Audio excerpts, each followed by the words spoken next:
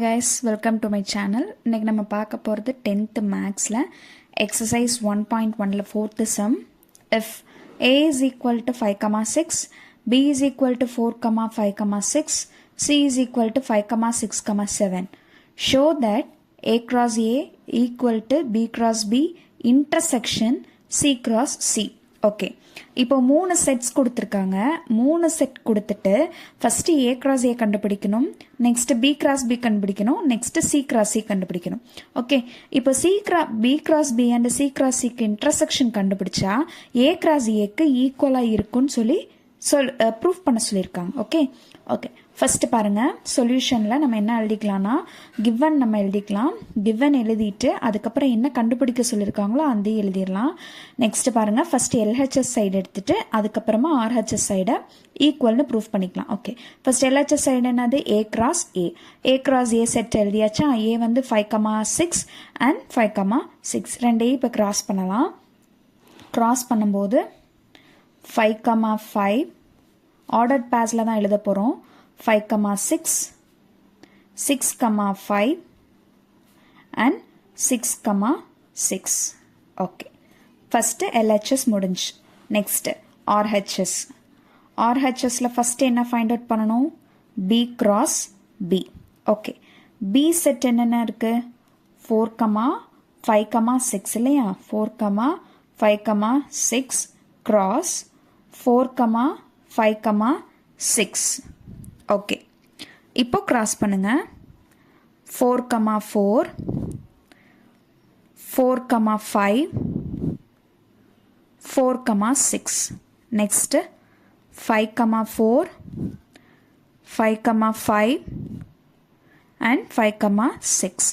Next 6,4 6,5 6,6. Okay, first B cross B find out பண்ணியாச்சு. Okay, இப்போ C என்ன கொடுத்துருக்காங்க? 5,6,7 கொடுத்துருக்காங்களா? சரி, ஓகே. இப்போது C cross C is equal to 5,6,7 cross 5,6,7. Okay, இப்போ இதை ஆர்டர் பேஸில் எழுதலாம். 5,5 5,6 5,7. நெக்ஸ்ட் 6,5 6,6 6,7. நெக்ஸ்ட் 7,5 7,6 7,7.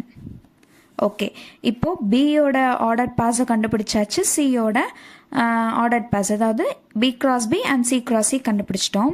அடுத்து நம்மளுக்கு என்ன ஃபைண்ட் அவுட் பண்ண சொல்லியிருக்காங்கன்னா B cross B intersection C cross C.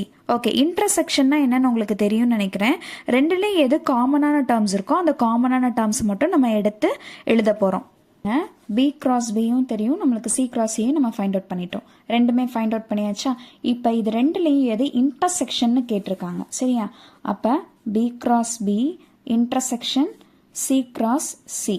Okay, B cross பிலையும் சி கிராஸ் சிலையும் எது நம்மளுக்கு காமன் டேர்ம்ஸாக இருக்குது? இதில் பாருங்கள் 4,4 இருக்குது. சி கிராஸ் சியில் 4,4 கிடையாது. 4 டேர்மே இங்கே இல்லை. ஸோ இந்த ஃபஸ்ட்டு செட் எதுவுமே வராது நம்மளுக்கு. ஓகேவா? நெக்ஸ்ட்டு 5,4 இருக்குது, இங்கே 5,5 தான் இருக்குது. ஓகே, அப்போ 5,5 5,5 5,6 5,6.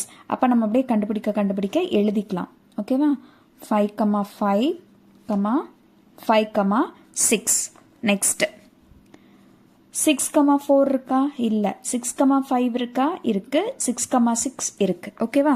So 6,5 and 6,6. வேறு ஏதாவது நம்மளுக்கு இன்டர்செக்ட் ஆகுதா? இல்லை. இங்கே 6 வரையும் தான் இருக்குது, இங்கேயும் 7 வரை இருக்குது, இங்கே 7 வரை இல்லை. ஸோ இதோட முடிஞ்சிருச்சு. ஓகேவா? ஓகே, இப்போது ஏ கிராஸ் ஏவும் நம்ம இதை தான் கண்டுபிடிச்சோம்.